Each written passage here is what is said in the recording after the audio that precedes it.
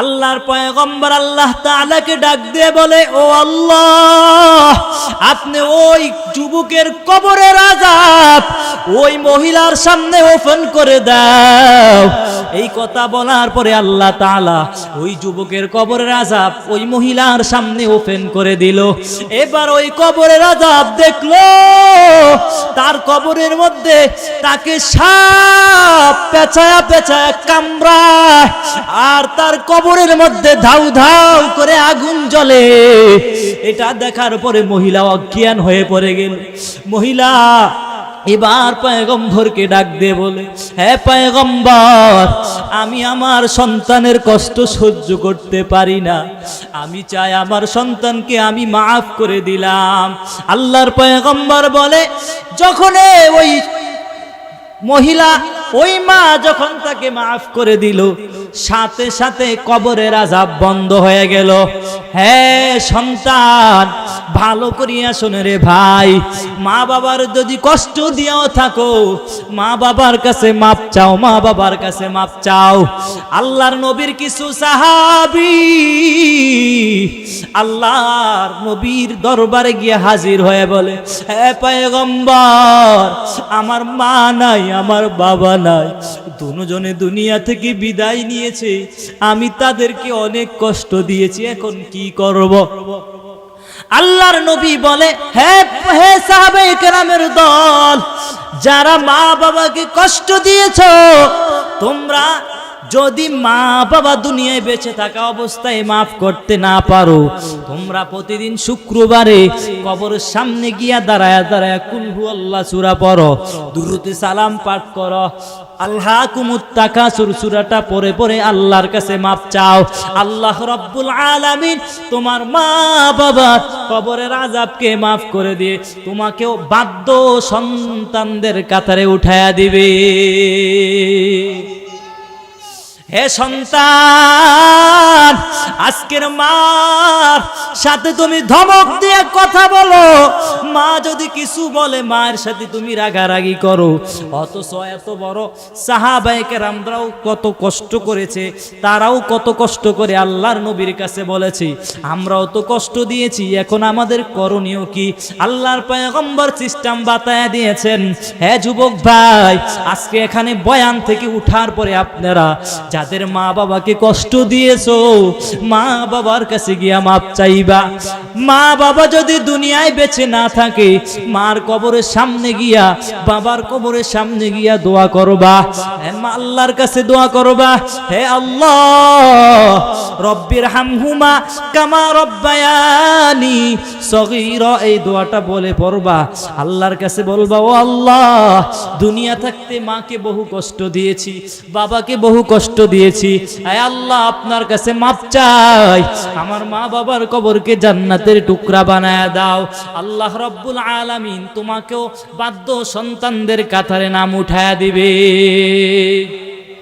বালাগাল উলা বিকামালিহি কাশাবাত thuja বিজামালিহি Hasnat জামিউ খসালিহি সাল্লু আলাইহি বালাগাল উলা বিকামালিহি কাশাবাত thuja বিজামালিহি Hasnat জামিউ খসালিহি। ফারসের একজন কবি, নাম হলো শেখ সাদি রহমতুল্লাহি আলাইহি। কি নাম? এই শেখ সাদি কেমন বড় একজন কবি ছিলেন আপনারা ভালো করেই জানেন। এই কবির একদিন অর্থ সমস্যা থাকার কারণে ভালো তার জুতা নাই, জুতাটা ছিঁড়ে যাওয়ার কারণে ভালো জুতা নাই, জুতা না থাকার কারণে এই কবি সাহেব চিন্তা করলো, আমি এত বড় একজন কবি মানুষ, আমার পায়ে যদি ভালো একজন জুতা না থাকে, ভালো এক জোড়া যদি আমার পায়ে জুতা না থাকে তাহলে খারাপ দেখা যায়। এজন্য সে আফসোস করতে লাগলো। কিছুদিন পরে আবার যখন ঘর থেকে বের হলো, ঘর থেকে বের হয়ে দেখলো একজন ভিক্ষুক সায়েল তার সামনে হাজির হয়ে গেল। আয়েশা বলতেছে, ভাইজান আপনি আমাকে কিছু উপহার দেন, কিছু হাদিয়া দেন। এবার শেখ সাদি রহমতুল্লাহি আলাইহি তাকায়া দেখলেন আমার মাত্র এক জোড়া জুতা নাই। ওই ব্যক্তি, যেই ব্যক্তি আমার কাছে কিছু চাইলো, তার হাত নাই, পাও নাই। এবার শেখ সাদি রহমতুল্লাহি আলাইহি বলেন, হে মালিক আলহামদুলিল্লাহ। কেন আলহামদুলিল্লাহ পড়ছে জানো? কারণ আমার তো সামান্য এক জোড়া জুতা নাই, ওই ব্যক্তির হাত নাই, পাও নাই, ওই ব্যক্তি থেকে আমি অনেক ভালো। এই জন্য রবের শুকর আদায় করে বলতেছে আলহামদুলিল্লাহ, আমি ওই ব্যক্তির থেকে অনেক ভালো আছি। কে উনি? কে? শেখ সাদি রহমতুল্লাহি আলাইহি। রাসূল আকরাম সাল্লাল্লাহু আলাইহি ওয়াসাল্লাম বলেন, বনি ইসরাইলের তিনজন ব্যক্তি, কয়জন? একজনের কুষ্টি রোগ হয়েছে। কি রোগ? দ্বিতীয় জনের টাক মাতলা, তৃতীয় জনের অন্ধ মানুষ। আল্লাহ রাব্বুল আলামিন, আল্লাহ তাআলার ফেরেশতার মাধ্যমে প্রথমে টাক মাথাওয়ালা, প্রথমে যার কুষ্ঠ রোগ হয়েছে, ওর কাছে পাঠায় বলতেছে যাও। যাওয়ার পরে বলতেছে, হে কুষ্ঠ রোগওয়ালা, তোমার কি সমস্যা? তুমি কি চাও? বলো কি চাও? বলে আমি চাই, এই যে আমার কুষ্ঠরোগ হওয়ার কারণে মানুষ আমাকে পছন্দ করে না, মানুষ আমাকে ঘৃণা করে, আমি চাই আমার কুষ্ঠরোগ যেন ভালো হয়ে যায়। এই কথা বলার পরে ফেরেশতা দোয়া করে দিল, তার হাত মোচন করে দেওয়ার পরে পরে সাথে সাথে তার কুষ্ঠরোগ ভালো হয়ে গেল। আবার জিজ্ঞাসা করে, হে কুষ্ঠরোগওয়ালা, আর কি চাও বলো, আর কি চাও বলো। এবার বলতেছে আমি একটা উটনি চাই। বলে ঠিক আছে, তোমাকে আল্লাহ তাআলা একটা উটনি দিবে। কিছুদিন পরে তাকে আবার উটনি দেওয়া হলো। এবার দ্বিতীয় ব্যক্তি, যার মাথায় চুল নাই, টাকওয়ালা, ওর কাছে গিয়া বলতেছে তুমি কি চাও? বলে আমি চাই আমার মাথায় যেন চুল গজায়, কারণ আমার মাথায় চুল না থাকার কারণে বিভিন্ন মানুষ বিভিন্ন ধরনের কথা বলে। আমি চাই আমার মাথায় যেন চুল উঠে যায়। ঠিক আছে, ওই ব্যক্তি, আল্লাহর ফেরেশতা যখন ওর মাথার উপরে একটু বুলায় দেওয়ার সাথে সাথে তার মাথার উপরে চুল উঠে গেল। এবার অত সুন্দর টকবগে যুবকের মতো তাকে লাগছে। বলে এবার আর কি চাও? বলে এবার আমি একটা গাভী চাই। বলে ঠিক আছে, তুমি গাভী চাও। এই কথা বলার পরে আবার গাভীও চিনি পালেন।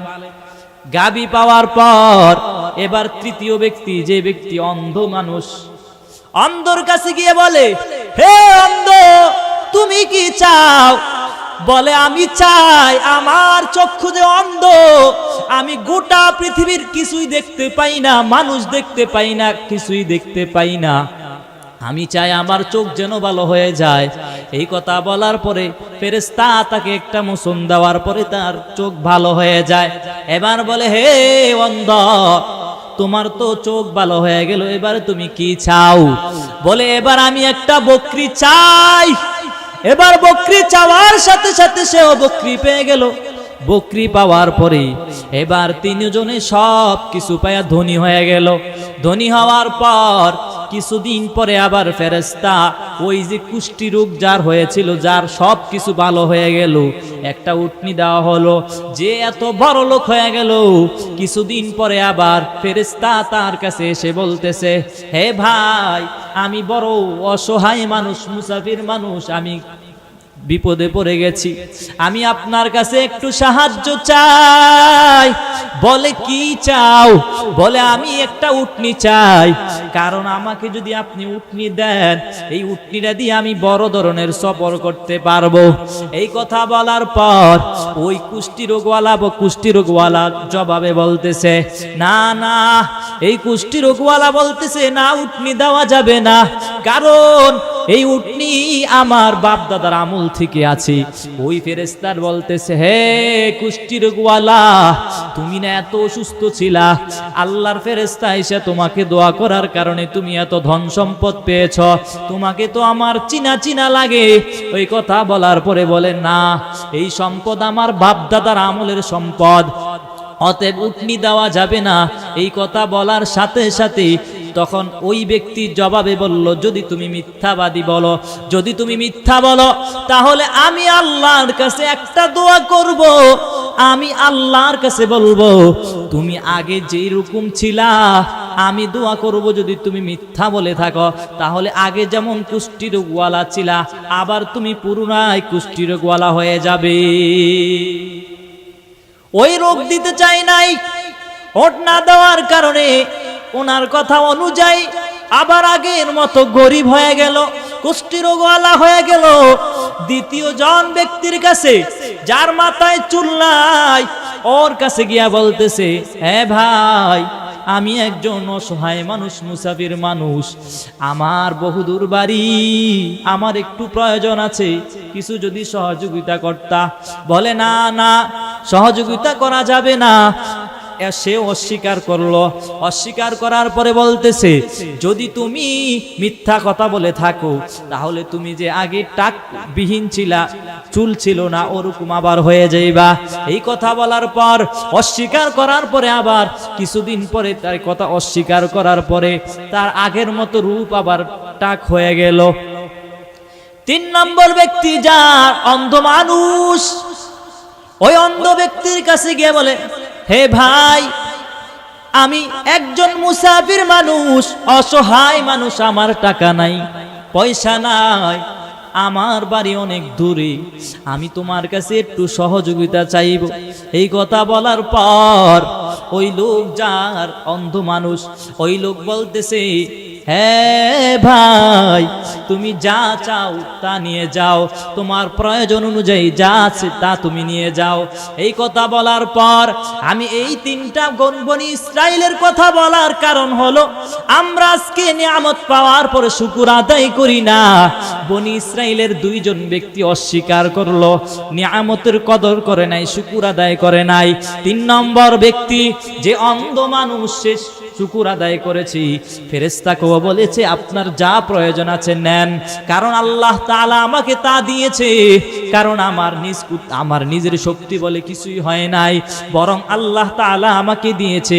আপনার যা প্রয়োজন হয় আপনি তা নিতে পারেন। হেরে মানুষ, এখান থেকে আপনাদের বুঝার সবক হলো যে বনি ইসরাইলের 3 জন ব্যক্তির মধ্যে 2 জন ব্যক্তি নিয়ামতের অস্বীকার করেছে, এই জন্য তারা আবার আগের অবস্থানে ফিরে গেল। আর একজন ব্যক্তি, যে অন্ধ মানুষ, সে নিয়ামতের কদর করার কারণে আল্লাহ তাআলা ফলে আরো তাকে নিয়ামত বাড়ায়া দিল। এজন্য সর্বহালতে আমরা কার শুকর আদায় করব? আজ অনেক মানুষ আমাদেরকে অনেক কিছু দেয় না। কেউ যদি কাউকে কিছু দেয়, তাহলে কয় না, আমি আপনার কৃতজ্ঞতা জ্ঞাপন করছি, বলে না? রাসূল হাদিসে বলেন যে মানুষের কৃতজ্ঞতা করে না, সে রবেরও কৃতজ্ঞতা করে না। যে মানুষের প্রতি কৃতজ্ঞতা জ্ঞাপন করতে পারে না, সে আল্লাহ তাআলার প্রতি কৃতজ্ঞতা জ্ঞাপন করে না। এজন্য সর্বহালতে আমরা নিয়ামতের শুকর আদায় করব। তো আল্লাহ রাব্বুল আলামিন আমাদের সবাইকে তৌফিক দান করুক, সকলে বলি আমিন। আমি যে আয়াত নিয়েছি 15 নম্বর পারায়, আল্লাহ তাআলা বলেন, ওয়া ক্বাদা রাব্বুকা আল্লা তা'বুদু ইল্লা ইয়্যাহ। আল্লাহ তাআলা রাসূল আকরাম সাল্লাল্লাহু আলাইহি ওয়াসাল্লামকে বলেন, হে পয়গম্বর, রবের সিদ্ধান্ত আপনি আপনার উম্মতদেরকে জানায়া দেন, ওরা যেন আল্লাহ তাআলার ইবাদত ব্যতীত অন্য কাহারও ইবাদত না করে। এবার আমরা আল্লাহ তাআলার ইবাদত বাদ দিয়ে অন্য মানুষের ইবাদত করি কি করি না? রব বলেন, আমার ইবাদত ব্যতীত অন্য কারো জনের ইবাদত করা যাবে না। আমার সাথে অন্য জনকে যদি তোমরা মিলাও, তাহলে শিরিক হবে, তাহলে শিরিকের গুনাহ হবে। এরপরে আল্লাহ তাআলা বলেন, ওয়াবিল ওয়ালিদাইনি ইহসানা। আল্লাহ তাআলা পয়গম্বরকে ডাকতে বলেন, এটাও রবের চূড়ান্ত সিদ্ধান্ত, আপনার উম্মতদেরকে জানায়া দেন, আল্লাহ তাআলার ইবাদতের পরে মা বাবার প্রতি যেন ইহসান করে। কার প্রতি? মা বাবার প্রতি যেন ইহসান করে। ইহসান করা মানে কি? এই আয়াতের মধ্যে আল্লাহ তাআলা বলেছেন ওয়া ক্বাদা রাব্বুকা আল্লা তা'বুদু ইল্লা ইয়্যা, যে রবের ইবাদত ব্যতীত অন্য কারো ইবাদত করা যাবে না। এরপরেই বলতেছেন ওয়া বিল ওয়ালিদাইনি ইহসানা, পিতামাতার সাথে ইহসান করো। এবার আমরা কি পিতামাতার সাথে ইহসান করি কিনা? আয়াতের শুরুতে আল্লাহ তাআলা বলেন ওয়া ক্বাদা রাব্বুকা আল্লা তা'বুদু ইল্লা ইয়্যা। আল্লাহ তাআলা নবীকে ডাক দিয়ে বলেন, হে নবী, আপনার উম্মতদেরকে জানায়া দেন, আপনার উম্মতরা যেন রবের ইবাদত ব্যতীত অন্য কারো ইবাদত না করে। এটাও রবের সিদ্ধান্ত, আমার ইবাদত করার পরে যেন মা বাবার সাথে সদাচরণ করে। ওয়া বিল ওয়ালিদাইনি ইহসানা, পিতামাতার প্রতি ইহসান করে। পিতামাতার প্রতি ইহসান কেমনে করবা? হে মানুষ, ভালো করিয়া শোনো, ভালো করিয়া শোনো। পিতামাতার প্রতি ইহসান কেমনে করবা? মার প্রতি কিভাবে ইহসান করবা? ভালো করিয়া শোনো। এই মা কষ্ট করিয়া তোমাকে লালন পালন করেছে, 10 মাস 10 দিন পর্যন্ত তোমাকে পেটে রেখেছে। কত কষ্ট দিয়েছো তুমি। দুনিয়ায় আসার আগেও তুমি বহুবার মায়ের পেটে লাথি মেরেছো। কত কষ্ট পেয়ে পাওয়ার পরে তুমি দুনিয়ায় আসছো। হে সন্তান, যখন তুমি পেটে ছিলা, আব্বা আম্মা সবাই, ভাই বোনেরা সবাই মিলে খাবার খাইতে বসলো। হঠাৎ করিয়া তুমি মায়ের পেটের ভিতর থেকে একটা লারা মারছো। লারা মারার কারণে মায়ের এমন পেটে ব্যথা হলো। পেটে ব্যথা হওয়ার কারণে মায়ে ভাতের প্লেটটা রাখিয়া অপর রুমে চলে গেল, আলাদা রুমে চলে গেল। আলাদা রুমে চলে যাওয়ার পর গভীর রজনীতে সব মানুষ ঘুমায়া গেল। আবার যখন পেটে থামলো, ব্যথা থামার পরে আস্তে করি আবার খাবারটা প্লেটটা হাতে নিল, আবার খাবার খাইতে বসলো। আবারও তুমি পেটের মধ্যে একটা লাত্তি মেরেছো। যেই লাত্তি মারার কারণে পেটে আবারও ব্যথা পেয়েছি। ব্যথা পাওয়ার কারণে ভালো করিয়া খাবার খাইতে পারে নাই। এত কষ্ট করার পরে সন্তান তুমি দুনিয়ায় আসছো। আল্লাহ তাআলা ইবাদত করার পরে মা বাবার কথা বলেছেন, মা বাবার প্রতি ইহসান করো। হে সন্তান, মা বাবা যদি তোমাকে এক বেলা খাবার দেয়, তুমি 2 বেলা খাবার দাও। মা বাবা যদি তোমাকে একটা পোশাক দেয়, তুমি 3টা পোশাক দাও। মা বাবা যদি তোমাকে বিছানায় ঘুম পাড়ায়, মা বাবা তোমাকে যদি বিছানায় ঘুম পাড়ায়, তুমি মা বাবাকে খাটের মধ্যে ঘুম, বাবাকে মাঝে মাঝে তুমি বেদানা আঙ্গুর ফল দাও। মা বাবার অন্তর যদি খুশি হয়ে যায়, আমার মায়ার নবী রহমাতুল্লিল আলামিন বলেন, যার মা খুশি, আল্লাহ রাব্বুল আলামিন তার প্রতি খুশি হয়ে যায়। হে মানুষ, ভালো করিয়া বুঝার চেষ্টা করো ভাই। আল্লাহ তাআলা ইহসান করার কথা বলেছে। তুমি যখন শিশুকালে ছিলা, মায়ের ডান পাশে তুমি ঘুমাইতা। ডান পাশে ঘুমাইয়া গভীর রজনীতে তুমি রাত্রে বেলা যখন আম্মাজানকে কাউন্টার দিয়ে বলতেছে, হে মা, গভীর রজনীতে তোমার যখন বাথরুমের প্রয়োজন হয়েছে, আম্মাজানের কাঁচা ঘুম নষ্ট হয়ে যাওয়ার পরে উঠলো তাড়াতাড়ি করিয়া, বাথরুম সারার পরে এবার আসার পরে বলতেছে, হে মা, আমি এখন খাবার খাইব। খাবারের কথা বলার কারণে খাবারের ব্যবস্থা করে দিল। যখন তুমি যা চেয়েছো তখন তা ব্যবস্থা করে দিয়েছি। হে সন্তান, আজ সন্তান মা বাবার প্রতি টাকা দেওয়ার ক্ষেত্রে হিসাব করে, কিছু দেওয়ার ক্ষেত্রে হিসাব করে। মা বাবা তোমাকে পালার ক্ষেত্রে তুমি যে যা চেয়েছো সব দিয়েছি, কোনো হিসাব করে নাই। আজ তুমি মা বাবার ক্ষেত্র কেন হিসাব করো? হে সন্তান, কত কষ্ট করিয়া তোমাকে লালন পালন করছি। সন্তান ছোট বাচ্চা যখন বাড়িতে ফিরে মাদ্রাসা থেকে বাড়ি ফিরার পরে স্ত্রী সাহেব তার আব্বাজানকে টেলিফোন করে বলে, তোমার সন্তান বাসায় আসছে, ওর জন্য শীতের 2টা কাপড় নিয়ে আসিও, শীতের পোশাক নিয়ে আসিও। এই কথা শোনার পর বাবাজানের আর জায়গায় বসলো না, বাজার দিকে রওনা করলো। বাজারে যাওয়ার পরে চিন্তা করলো, আমার পকেটে নাই টাকা, কি করা যায়? পকেটে নাই টাকা, এবার একজন বন্ধুর কাছে গিয়ে হাজির হয়ে গেল। হ্যাঁ বন্ধু, আমাকে 1000 টাকা ধার দেওয়া যাবে কিনা? বলে হ্যাঁ, আমার কাছে টাকা আছে, তবে তোমাকে দেওয়ার মতো আমার সাধ্য নাই, অতএব আমার 1000 টাকা থেকে তোমাকে দিতে পারলাম না। এবার বাবার অন্তরে কেমন জানি একটা ধাক্কা লেগে গেল। হায় হায়, আমি মনে হয় আমার সন্তানের জন্য পোশাক নিতে পারবো না। এবার আরেকজন বন্ধুর কাছে গিয়া বলে, হে বন্ধু, আমাকে 500 টাকা ধার দাও। বলে আমার কাছে 500 টাকা আছে, তবে 500 টাকা আমি দিতে পারবো না, তবে আমি তোমাকে 200 টাকা দিতে পারবো, তুমি নিতে পারো। 200 টাকা দেওয়ার পর এবার আব্বা যান একটা কাপড় কিনে নাই, 3-4টা শীতের কাপড় বাচ্চার জন্য নিয়ে আসলো। আসার পর বাড়িতে এসে দেখলো সন্তানের মা বলেছে 1-2টা কাপড় নেওয়ার জন্য, কিন্তু বাবা এক কাপড় নেয় নাই, 4টা কাপড় তার দিকে নিয়েছে। প্রত্যেক বাবারা চায় সন্তান, আমার সন্তান যেন ভালো একটা পোশাক পরে, ভালো একটা পোশাক পরে। ওই মা বাবার ক্ষেত্রে তুমি কেমনি হিসাব করো? মা বাবার ক্ষেত্রে হিসাব করিও না রে ভাই। তুমি যতই টাকার মালিক হয়েছো, মা বাবার ইহসান দোয়ার বরকত ছাড়া হতে পারো নাই। তুমি যতই বাতালার মালিক হয়েছো, সব তোমার মা বাবার দোয়ার বরকত, ঠিক কিনা? আজকে তুমি টাকা পাইয়া, তুমি যৌবনের বাহাদুরি করিয়া ঢাকার শহরে বড় বাড়ি ঘর বানাইছো, কিন্তু মা বাবার হিসাব নাও না।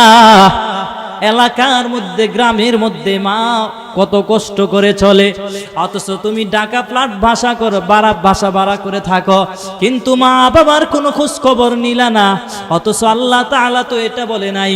আল্লাহ তাআলা বলেছেন ওয়াবিল ওয়ালিদাইনি ইহসানা। মা বাবা যদি বুড়া হয়ে যায়, বৃদ্ধ হয়ে যায়, আল্লাহ তাআলা বলেন ইম্মা ইয়াবলুগান্না ইনদাকাল কিবারু আহাদুহুমা আও কিলাহুমা ফালা তাকুল লাহুমা।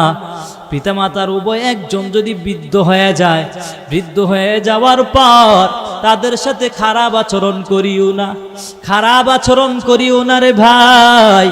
কত মানুষ মা বাবার সাথে খারাপ আচরণ করে, মা বাবার কথা তো শোনেই না, বরঞ্চ আরো মা বাবার সাথে খারাপ আচরণ করে। ইম্মা ইয়াবলুগান্না ইনদাকাল কিবারু আহাদুহুমা আও কিলাহুমা ফালা তাকুল লাহুমা। যদি পিতামাতা তোমার কষ্ট দেখার পরে যদি উপ শব্দ ব্যবহার করে, আল্লাহ তাআলা বলেছেন হে সন্তান, ভালো করিয়া শোনো সন্তান, মা বাবা যখন তোমার কষ্ট দেখিয়া উপ শব্দ বলবে, এটাও যেন না বলে।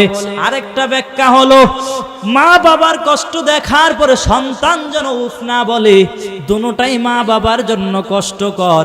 অতএব আল্লাহ তাআলা এই আয়াতের মধ্যে বলেছেন উফিম ওয়ালা তানহারহুমা, মাকে ধমক দেওয়া যাবে না। দেওয়া যাবে? আল্লাহ রাব্বুল আলামিন বলেন হে সন্তান, পিতামাতার সাথে তোমরা ধমক দিও না। ওয়ালা তানহারহুমা, তবে কিভাবে আচরণ, ব্যবহারটা কিভাবে করবা আল্লাহ তাআলা সেটাও বাতায়া দিয়েছেন। ওয়াকুল লাহুমা কাওলান কারীমা, আই কাওলান জামিলা, আই কাওলান লতীফা, আই কাওলান মা'রুফা। মা বাবার সাথে ভালো ব্যবহার করতে হবে, কথা বলার সময় সুন্দর আচরণে কথা বলতে হবে। মা বাবার কথার চেয়ে যেন তোমার আওয়াজ বেশি আওয়াজ না হয়, তোমার উঁচু আওয়াজ যেন মা বাবার থেকে না হয়। হে সন্তান, মা বাবার প্রতি ইহসান করতে হবে। এই আয়াতের মধ্যে আল্লাহ তাআলা সব কিছু বলে দিয়েছেন।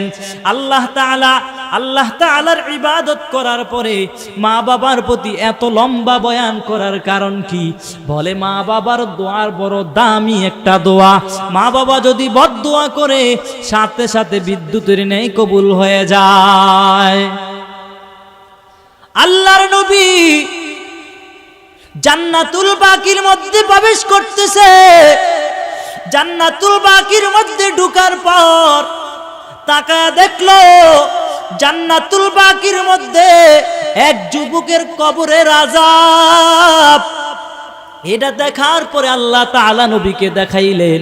আল্লাহ তাআলা নবীকে দেখাইলে আল্লাহ নবী দেখেন, এই নবী যখন দেখলো জান্নাতুল বাকির মধ্যে একটা যুবকের কবরের আযাব দেখা যায়, তখন আল্লাহর নবী ডাক দিয়ে বলে, হে আল্লাহ, এই কবরের মধ্যে আযাব কেন দেখা যায়? এই কবর কার? বলে একজন যুবকের। বলে কবরে আযাব কেন? বলে এই কবরে আযাবের কারণ সে দুনিয়া থাকতে মা বাবার কথার সাথে মানে নাই, মা বাবার সাথে খারাপ আচরণ করেছি, আজ মা বাবার মনে কষ্ট দেওয়ার কারণে তার কবরে আযাব। এই কথা শোনার পরে নবী খোঁজাখুঁজি শুরু করে দিল, তার মা দুনিয়ায় বেঁচে আছে কিনা। খোঁজ খবর নেওয়ার পর খোঁজে জানা গেল মা দুনিয়ায় বেঁচে আছে। মা দুনিয়ায় বেঁচে থাকার পর মার কাছে গিয়া বলে, হে মা, তোমার সন্তান কষ্ট পায়, কবরের আযাব হইতেছে, তুমি তোমার সন্তানকে মাফ করে দাও। বলে আমি আমার সন্তানকে মাফ করব না। বলে কেন তোমার সন্তানকে মাফ করবে না? বলে সে আমাকে অনেক কষ্ট দিয়েছে। রাসূল অনেকবার বলার পরে বলে, তোমার কি এই পরিমাণ কষ্ট দিয়েছে আমার কাছে খুলে বলো। বলে, হে পয়গম্বর, সে যখন দুনিয়ায় বেঁচে ছিল, একদিন আমার সাথে তর্কে জড়ায়া গেল। তর্কে জড়ায়া যাওয়ার পর আমার সাথে এত খারাপ আচরণ করেছে, এক পর্যায়ে গিয়ে আমার মাথার মধ্যে আঘাত করেছে। মাথার মধ্যে আঘাত করার কারণে আমার মাথাটা পেটে টকবগে রক্ত বের হয়েছিল। এই রক্ত বের হওয়ার পর আমি মা বেহুশ হয়ে পড়ে গেলাম। বেহুশ হয়ে যাওয়ার পর আমি যখন হুঁশে আসলাম, আমার রক্ত দেখার পর আমি আল্লাহর কাছে ডাক দিয়ে বললাম, হে মালিক, হে আল্লাহ, তাকে দুনিয়া থেকে নেওয়ার পরে আমার সামনে তাকে আযাব দিও না। হে আল্লাহর কাছে বদদুয়া করার পর আজ ওই বদদুয়া কাজে লেগে গেল। এবার নবী বলে, হে মা, তাকে মাফ করে দাও। বলে আমি তাকে মাফ করতে পারবো না। আল্লাহর পয়গম্বর আল্লাহ তাআলাকে ডাক দিয়ে বলে, ও আল্লাহ, আপনি ওই যুবকের কবরের আযাব ওই মহিলার সামনে ওপেন করে দাও। এই কথা বলার পরে আল্লাহ তাআলা ওই যুবকের কবরের আযাব ওই মহিলার সামনে ওপেন করে দিল। এবার ওই কবরের আযাব দেখলো, তার কবরের মধ্যে তাকে সাপ পেঁচায়া পেঁচায়া কামড়ায়, আর তার কবরের মধ্যে ধাউ ধাউ করে আগুন জ্বলে। এটা দেখার পরে মহিলা অজ্ঞান হয়ে পড়ে গেল। মহিলা এবার পয়গম্বরকে ডাক দিয়ে বলে, হে পয়গম্বর, আমি আমার সন্তানের কষ্ট সহ্য করতে পারি না, আমি চাই আমার সন্তানকে আমি মাফ করে দিলাম। আল্লাহর পয়গম্বর বলে, যখন ওই মহিলা ওই মা যখন তাকে মাফ করে দিল, সাথে সাথে কবরের আযাব বন্ধ হয়ে গেল। হ্যাঁ সন্তান, ভালো করিয়া শোনে রে ভাই, মা বাবার যদি কষ্ট দিয়েও থাকো, মা বাবার কাছে মাপ চাও, মা বাবার কাছে মাপ চাও। আল্লাহর নবীর কিছু সাহাবী আল্লাহর নবীর দরবারে গিয়ে হাজির হয়ে বলে, হে পয়গম্বর, আমার মা নাই, আমার বাবা নাই, দুজনে দুনিয়া থেকে বিদায় নিয়েছে, আমি তাদেরকে অনেক কষ্ট দিয়েছি, এখন কি করব? আল্লাহর নবী বলে, হে সাহাবায়ে কেরামের দল, যারা মা বাবাকে কষ্ট দিয়েছো, তোমরা যদি মা বাবা দুনিয়ায় বেঁচে থাকা অবস্থায় মাফ করতে না পারো, তোমরা প্রতিদিন শুক্রবারে কবরের সামনে গিয়া দাঁড়ায়া দাঁড়ায়া কুল হুয়াল্লাহ সূরা পড়ো, দুরূদে সালাম পাঠ করো, আলহাকুমুত তাকাসুর সূরাটা পড়ে পড়ে আল্লাহর কাছে মাফ চাও। আল্লাহ রাব্বুল আলামিন তোমার মা বাবার কবরের আযাবকে মাফ করে দিয়ে তোমাকেও বাধ্য সন্তানদের কাতারে উঠায়া দিবে। হে সন্তান, আজকের মার সাথে তুমি ধমক দিয়ে কথা বলো, মা যদি কিছু বলে মায়ের সাথে তুমি রাগারাগি করো। অথচ এত বড় সাহাবায়ে কেরামরাও কত কষ্ট করেছে, তারাও কত কষ্ট করে আল্লাহর নবীর কাছে বলেছে, আমরাও তো কষ্ট দিয়েছি, এখন আমাদের করণীয় কি? আল্লাহর পয়গম্বর সিস্টেম বাতায়া দিয়েছেন। হে যুবক ভাই, আজকে এখানে বয়ান থেকে উঠার পরে আপনারা যাদের মা বাবাকে কষ্ট দিয়েছো, মা বাবার কাছে গিয়া মাপ চাইবা। মা বাবা যদি দুনিয়ায় বেঁচে না থাকে, মার কবরের সামনে গিয়া, বাবার কবরের সামনে গিয়া দোয়া করবা, আল্লাহর কাছে দোয়া করবা, হে আল্লাহ রব্বির হামহুমা কামা রব্বায়ানি সগীরা, এই দোয়াটা বলে পড়বা। আল্লাহর কাছে বলবা, ও আল্লাহ, দুনিয়া থাকতে মাকে বহু কষ্ট দিয়েছি, বাবাকে বহু কষ্ট দিয়েছি, হে আল্লাহ আপনার কাছে মাপ চাই, আমার মা বাবার কবরকে জান্নাতের টুকরা বানায় দাও। আল্লাহ রব্বুল আলামিন তোমাকেও বাধ্য সন্তানদের কাতারে নাম উঠায়া দিবে।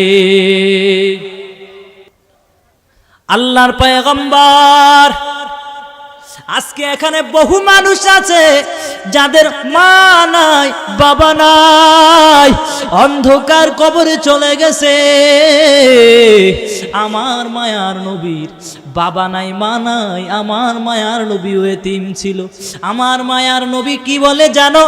আমার মায়ার নবী বলে, যে উম্মতের মা নাই, বাবা নাই, আমার মায়ার নবীর পক্ষ থেকে তাদের নামের শেষে একটা শব্দ লাগায়া দিয়েছে, সেই শব্দটা হলো তারা এতিম।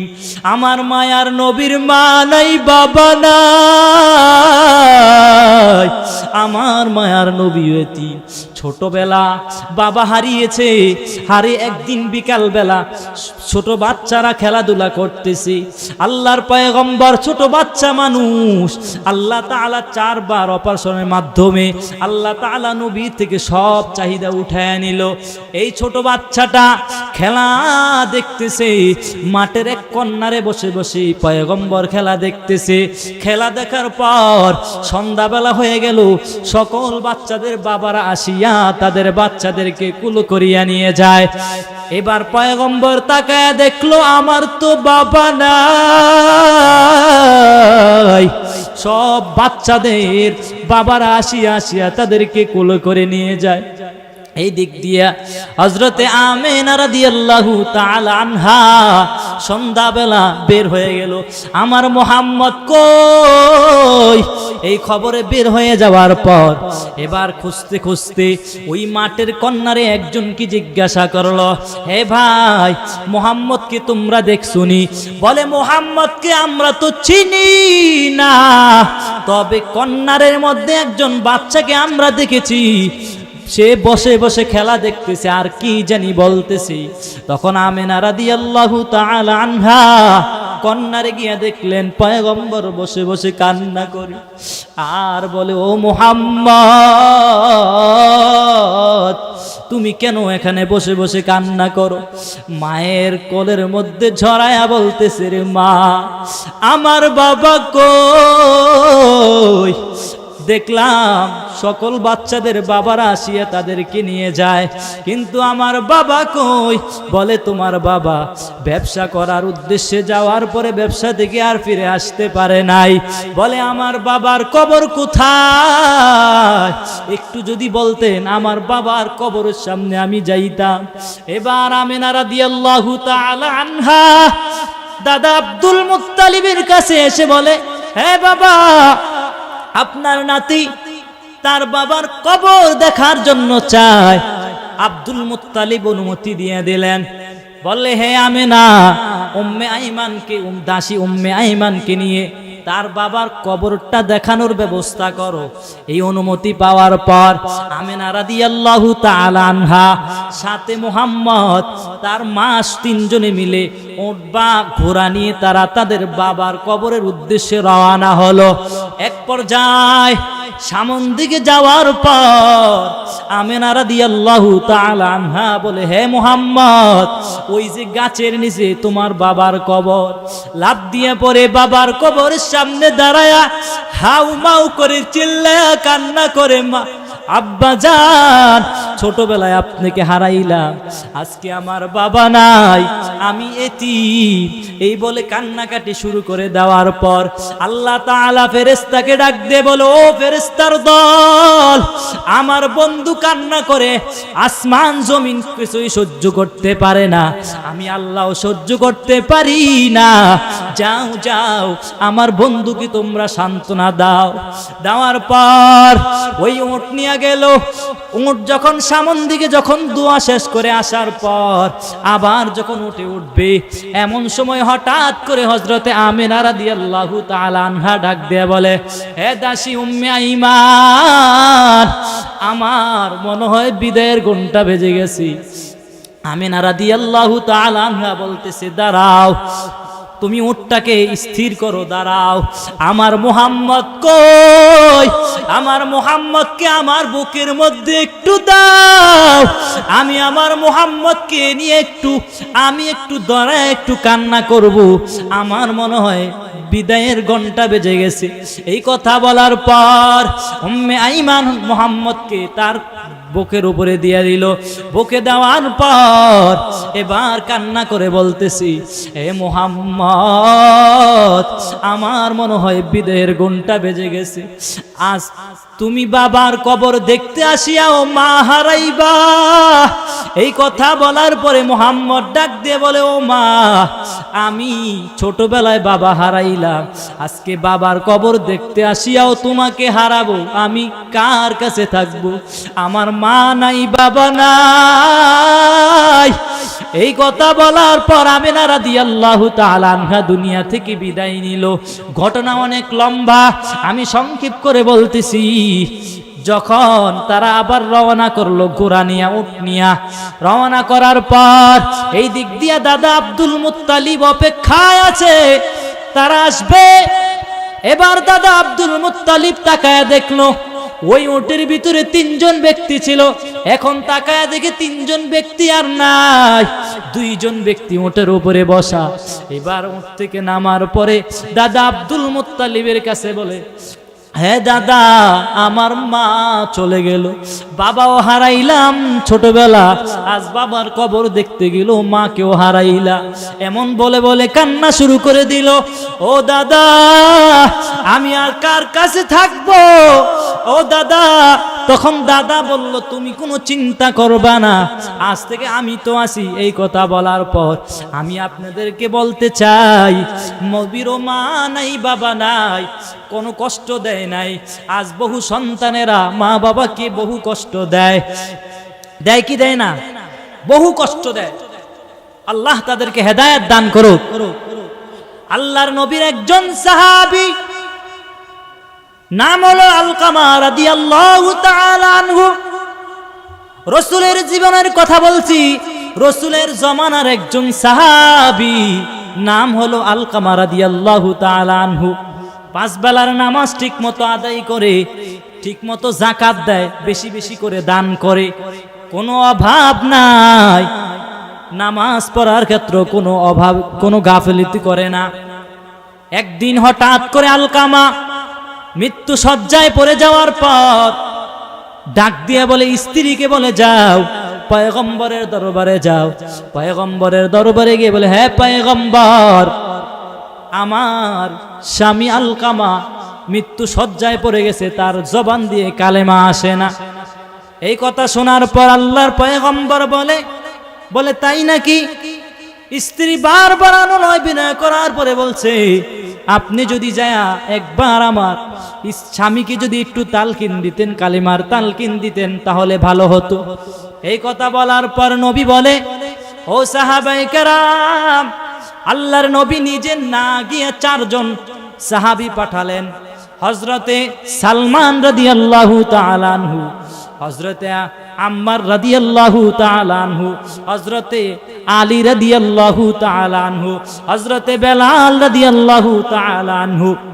এই 4 জনকে আল্লাহর পয়গম্বর বলে, হে সাহাবায়ে কেরাম, যাও তোমরা, আলকামার জবান দিয়া নাকি কালেমা আসে না, যাও যাও একটু তালকিন দিয়ে আসো। এই কথা বলার পর তারা আল্লাহর পয়গম্বরের অর্ডার পাওয়া মাত্রই তারা আলকামার বাড়ির দিকে রওনা।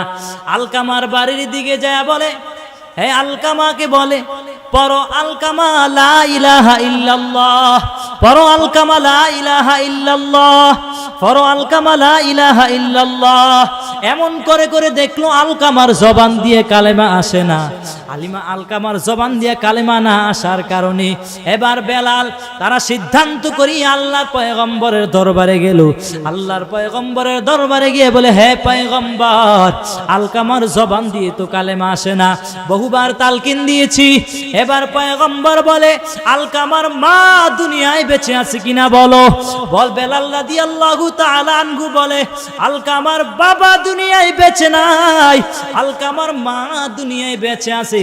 বলে, আলকামার মাকে বলো আমার দরবারে আসতে, যদি না আসতে পারে আমি পয়গম্বর ওই বুড়ির মার বাড়িতে যাব। এই কথা বলার পর বেলাল রাদিয়াল্লাহু তাআলা আনহু ওই বুড়ি মাকে ডাক দিয়ে বলে, হে আলকামার মা, আল্লাহর পয়গম্বর আপনাকে ডাকছে। এই কথা শোনার পর যদি আপনার কষ্ট হয় তাহলে আল্লাহর পয়গম্বর আসবেন। এই কথা শোনার পর এবার ওই বুড়ি মা বলতেছে, আল্লাহর পয়গম্বর যেহেতু আমাকে ডাকছে, আমি বয়সের কারণে কষ্ট পেলেও আমি লাঠি দিয়া বর করে করে আমি পয়গম্বরের দরওয়াজায় হাজির হব।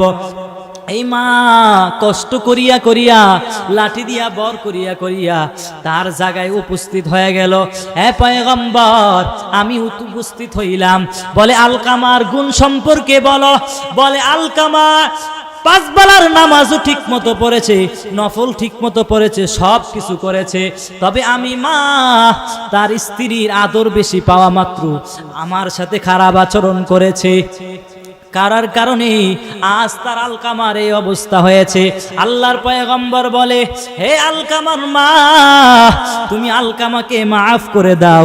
এই কথা বলার পরে বলেন, না না, আমি আলকামাকে মাফ করব না। এই কথা বলা মাত্রই আল্লাহর পয়গম্বর সাহাবায়ে কেরামকে ডাক দিয়ে বলে, ও সাহাবায়ে কেরাম, যাও যাও, তোমরা কাঠ নিয়ে আসো, আগুনের লাকড়ি দিয়া তোমরা আগুন ধরাও। আগুন ধরানোর পরও আলকামার দেহটা তোমরা আগুনের মধ্যে জ্বালায়া দাও। আলকামার দেহটা যখন আগুনের মধ্যে জ্বালানোর খবর পাওয়া মাত্র, এই কথা শোনা মাত্রই আলকামার মা এবার উত্তরে বলতেছে, হে পয়গম্বর, আমি চাই না আমার সন্তান দুনিয়ায় আমার সামনে কষ্ট পাও। এবার সন্তানের মা, আলকামার মা সাথে সাথে মাফ করে দেওয়া মাত্রই এবার আল্লাহর পয়গম্বর বলে, ও বেলাল, যাও এবার আলকামাকে তোমরা কালিমার তালকিন দাও।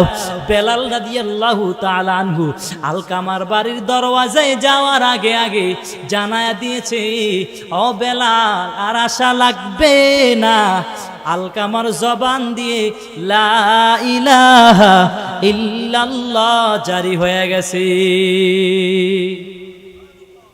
এই জন্য এত বড় একজন সাহাবী 5 বেলার নামাজ ঠিক মতো পড়েছে, বেশি বেশি দানও করেছে, সব আমল ঠিক, কিন্তু মা বাবার সাথে বেয়াদবি করার কারণে মৃত্যু সজ্জায় মৃত্যুর সময় তার জবান দিয়ে কালেমা আসে নাই। আল্লাহর পয়গম্বর বলে, তোমরা এর থেকে শিক্ষা গ্রহণ করো যে তুমি অনেক নামাজ পড়ো, অনেক ইবাদত করো, কিন্তু মা বাবার খেদমত করো না, তাহলে ওই সাহাবায়ে কেরামের যে অবস্থা হবে এর চেয়ে তোমার আরো ভয়ানক অবস্থা হতে পারে। আল্লাহ রাব্বুল আলামিন আমাদের সবাইকে আল্লাহ তাআলার ইবাদত করে এবং মা বাবার খেদমত করার মতো তৌফিক দান করুক। সকলে বলি আমিন। ওয়া আখিরু দাওয়ানা আলহামদুলিল্লাহি।